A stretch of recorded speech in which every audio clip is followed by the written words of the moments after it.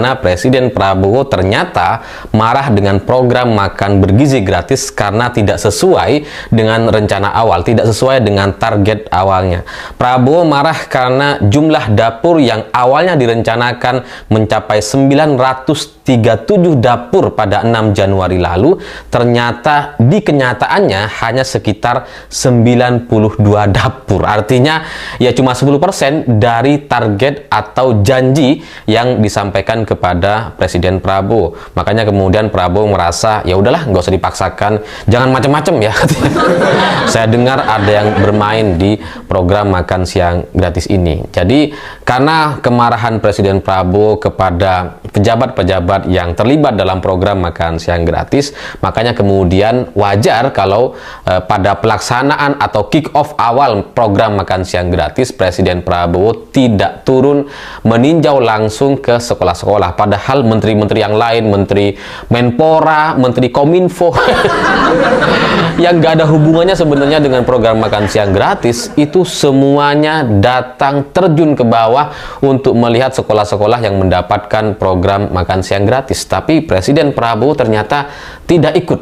Kayaknya tuh Pak Prabowo ngerasa kecewa sekali dengan janji-janji yang disampaikan oleh bawahannya, karena janjinya 937 dapur tapi ternyata yang bergerak hanya 92. Itu kan jauh sekali. Kalau seandainya realisasinya misalkan 700 dapur, wah itu kan ya oke lah gitu ya, nggak capai target nggak apa-apa. Ini 92.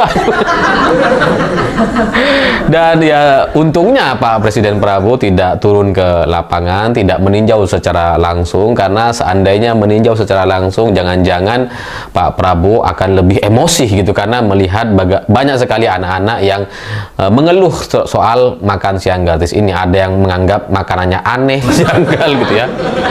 Banyak juga yang dibawa ke rumahnya, tidak makan di sekolah karena mau dikasih ke orang tuanya, karena anaknya tidak berminat dan sebagainya. Itu mungkin akan membuat Presiden Prabowo tambah emosi kalau tahu. Maka ya ini plus minus gitu ya. Pak Prabowo nggak hadir atau marah karena jumlah dapur yang disediakan ternyata hanya 92 dapur, tidak sesuai dengan target awal, tidak sesuai dengan janji-janji bawahannya. Tapi juga di sisi lain ternyata eksekusi di lapangan banyak sekali masalah-masalah yang tidak diketahui oleh Presiden Prabowo. Karena pelaksanaan dari program makan siang gratis ini sebenarnya sudah jauh sekali dari gagasan atau ide awalnya. Ide makan siang gratis ini setahu saya, seingat saya gitu ya, ini dari Mas Budiman Sujatmiko, karena dulu saya juga mendampingi Mas Budiman ketika awal pencapresan waktu itu, sebelum ada nama-nama yang sudah ditetapkan sebagai capres.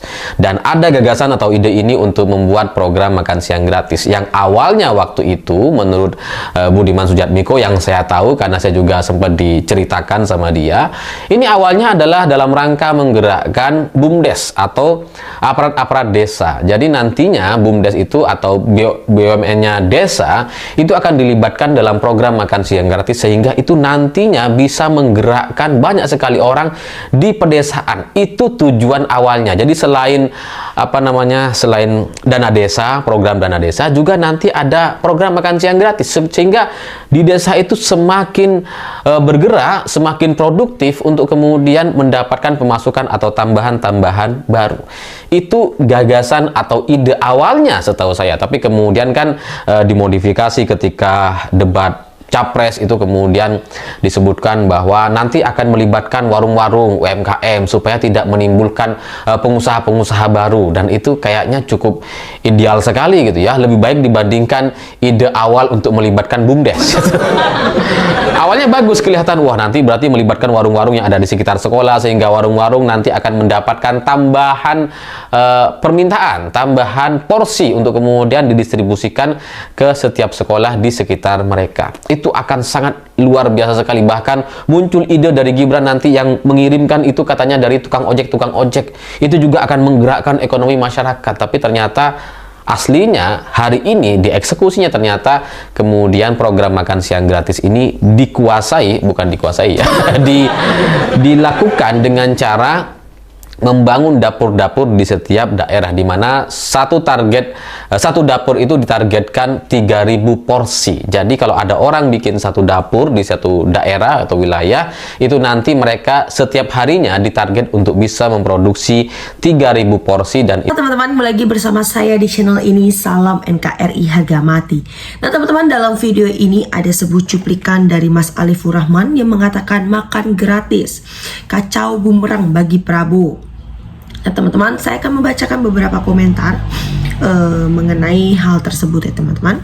Tapi sebelum itu teman-teman, makan gratis ini adalah salah satu program yang memang disahkan oleh Prabowo dan Gibran pada saat mereka mengeluarkan visi misi mereka untuk menjadi presiden dan wakil presiden.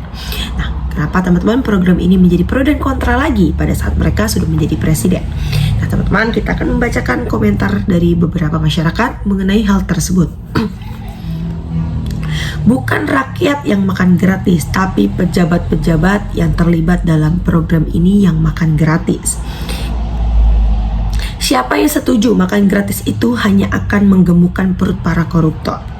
Dijanjikan pendidikan dan internet gratis, milihnya makan gratis yang dapat yang tukang korupsi.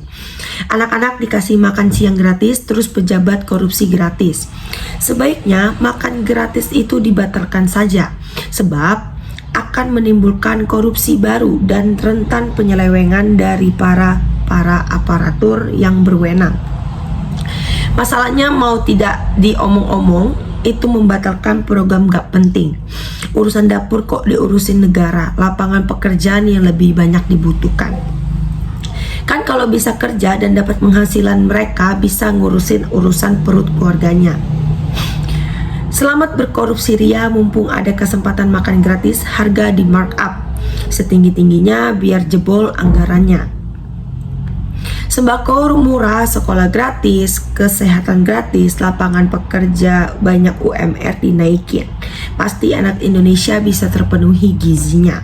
Ternyata benar tanggapan dari warga 16 bahwa program makan siang gratis pasti ada korupsinya. Mereka bangga mempertunjukkan kemiskinan rakyatnya.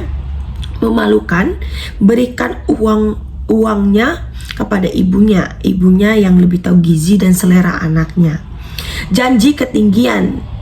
Masyarakat pada prinsipnya tidak butuh dengan makanan siang gratis. Yang dibutuhkan sekarang sembako yang murah, minimal terjangkau, listrik murah, BBM murah. Selain itu diharapkan pemerintah serius menumpas korupsi. Inilah contoh presiden yang tidak dimengerti apa kebutuhan rakyatnya, hanya mengedepankan egonya sendiri. Yang dibutuhkan rakyat sekarang adalah memberantas korupsi, sehingga negara bisa melayani rakyat dengan rumah sakit gratis, sekolah gratis, dan ketersediaan lapangan kerja. Masalah makan sih diserahkan kepada masing-masing keluarga saja. Walaupun masakan ibu atau mama di rumah sederhana, namun penuh cinta kasih dan perhatian. Pak Prabowo yang terhormat, lebih baik program makan siang gratis itu diberhentikan saja. Untuk saat ini lebih baik fokuskan saja dengan dana untuk memperbaiki ekonomi negara kita ini. Nanti kalau situasi perekonomian lebih baik, barulah memikirkan yang sudah pernah dijanjikan. Saya rasa rakyat juga bisa memaklumi kok. Jangan memaksakan diri di tengah kondisi perekonomian yang sedang tidak baik-baik saja. Walaupun saya tidak memilih Bapak pada saat pemilu, tapi saya menghormati hasil pemilu yang ada. Fokuskan saja untuk memperbaiki perekonomian kita, sehingga kita bisa memberikan lapangan pekerjaan yang lebih luas pada rakyat yang membutuhkan untuk saat ini.